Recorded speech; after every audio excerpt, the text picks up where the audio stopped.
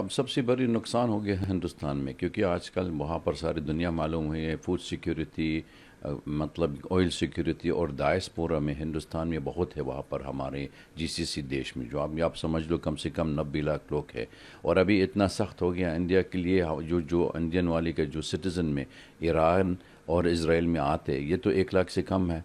अभी आप समझ लो 90 लाख लोग कहाँ जाएंगे। इसलिए अगर ये युद्ध में बढ़ जाते, जंग हो रहा है, ज़्यादा होता है, तो बहुत ख़तरनाक है। तो इंडिया के लिए सबसे बात भी कि प्रधानमंत्री खुद बताया था, जब तक यूक्रेन रशिया युद्ध हो रहा है, वो कह रहे आज ज़माना है, युद्ध के लिए ज़माना नहीं है, एरा डिफरेंट एरा। तो इसलिए वो तो शांति मांग रहे, डायलॉग मांग रहे हैं, दोनों तरफ बातचीत कर जाते तो हो जाएगी। मतलब अगर ये पॉलिटिकल डायलॉग होना चाहिए, और किसी अलावा कुछ नहीं हो सकता। युद्ध में कभी आप हल का मसला नहीं हो सकता किसी दुनिया में। History teach us also like this. लेकिन इंडिया में वो खुद बता रहे, उनकी इंडिया फर्स्ट, मतलब number 1 stakeholder in the region. ये तो अमेरिकन फॉरेन पॉलिसी वही है। मतलब ये खुद जब तक राष्ट्रपति ट्रंप आ गया था, पहले टर्म हो गया, खुद क्रिटिसाइज किया था उनकी पिछली, मतलब सरकारी है जो हर American policy regime change by force. ये जैसे उन्होंने अफगानिस्तान भी किया था, इराक भी किया था, लीबिया भी किया, सीरिया भी करा दिया था, सारी दुनिया मालूम हो गया अमेरिकन फॉरेन पॉलिसी। उसके अलावा ये सिर्फ वो रिजीम तोड़ने के लिए, जब तक उनके रिजीम में दोस्त नहीं है। तो इसलिए अमेरिकन प्रेसिडेंट आया था, वो तो राष्ट्रपति कह रहे हमको मना कर रहे। लेकिन अभी तक पॉलिसी है जो डीप स्टेट है और अमेरिकन पॉलिसी हो रहा है, उसके बिल्कुल देख रहे हैं तो मतलब ये तो दोनों डिफरेंट हो रहा है।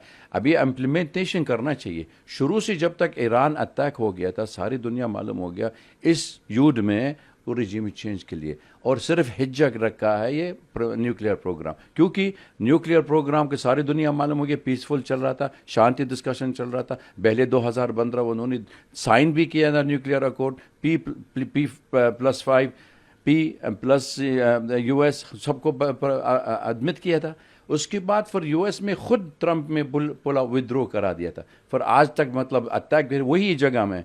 तो इसका क्या मकसद होता है? इसका मकसद सिर्फ हिज्जा रखा है। अमेरिकन इंटेंशन और इजराइल के इंटेंशन है भी पूरा वेस्ट एशिया में कब्जा करने के लिए। ये जैसे आपका स्ट्रेट ऑफ हॉर्मुज़ अमेरिकन के हाथ में बन जाते, और उनके लिए रेड सी भी हो सकता है, और मेडिटेरेनियन सी भी हो रहा है, क्योंकि चैनल वही है जो ग्लोबल ट्रेड है, तो अमेरिका कब्जा करने के लिए उसका ये इंटेंशन है। जी, अभी इसमें जो जी फिर इसमें जो अभी ईरान और इसराइल के बीच चल रहा है, अमेरिका के बाद एक रसिया की तरफ से भी इसमें कहीं ना कहीं एक तरह से कूटनीति की आशंका जताई जा रही है। पुतिन के जो क्लोज आइड है उनकी तरफ से इसके इंडिकेशन दिए गए हैं कि न्यूक्लियर सपोर्ट कर सकता है ईरान को रसिया। देख लो, शुरू से जब तक उनकी वो न्यूक्लियर डील बातचीत चल रहा था, तो 2013 में तो अमेरिकन में ओबामा के साथ में, और वहाँ पर P5+1 जो जर्मनी भी ज्वाइन भी किया था, उसके साथ ही में न्यूक्लियर डील कर चुका, अकॉर्ड 2015 साइन किया। उसकी का क्या मतलब होता है? रशिया में रूसी खुद गारंटी दे दिया ईरान के लिए।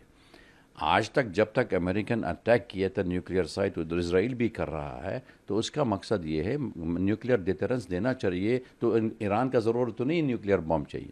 तो उनका पीसफुल प्रोग्राम चल रहा था, इनरिच यूरेनियम जो रशिया के पास है। आज तक अगर हम लोग कंपेयर करना चाहिए, देख लो नॉर्थ कोरिया भी न्यूक्लियर है, और अमेरिका में खुद अम्ब्रेला दे दिया था साउथ कोरिया के लिए, न्यूक्लियर अम्ब्रेला भी दे दिया साउथ कोरिया के लिए, और जापान। तो अगर ये हो सकता है, सल्यूशन हो रहा है, हल का मसला तो ख़त्म हो जाएगी। और दूसरी हल करना चाहिए हर दुनिया में, फ्री मिडिल ईस्ट और वेस्ट एशिया फ्रॉम न्यूक्लियर। और जिस जगह दुनिया मालूम होगी किसके पास न्यूक्लियर बॉम्ब है, 90 न्यूक्लियर है इसराइल के पास, लेकिन one declare the nuclear state, और कोई टच नहीं कर रहा है। कोई इंटरनेशनल एजेंसी, एटॉमिक एजेंसी जाते भी नहीं है, और nuclear UN security council resolution implement भी नहीं कर रहा है, और एनपीटी साइन भी नहीं किया था। तो इसका मकसद है west hypocrisy should have to B